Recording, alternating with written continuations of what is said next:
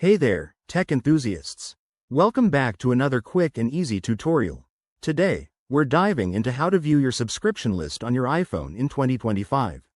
Whether you're trying to manage your app subscriptions, cancel a service, or just keep an eye on your monthly expenses, this feature is a game changer for staying organized.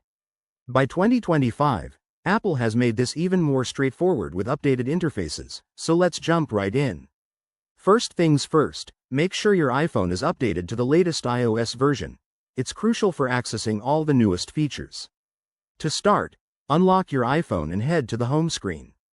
Locate and tap on the Settings app, which is that gray gear icon you probably see all the time. Once you're in Settings, scroll down a bit until you find your name at the top. That's your Apple ID profile.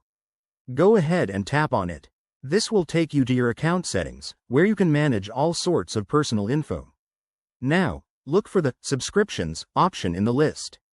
It might be right there under Media and Purchases or in a dedicated section, depending on your iOS version. Tap on Subscriptions, and you'll see a comprehensive list of all your active subscriptions.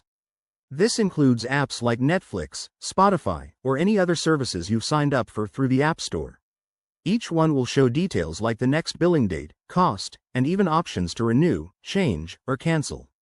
Pretty cool, right? If you don't see a subscription listed, double-check that it's linked to your Apple ID. Sometimes, subscriptions from other platforms might not show up here. Also, a pro tip. Use the search bar at the top to quickly find a specific one if you have a lot.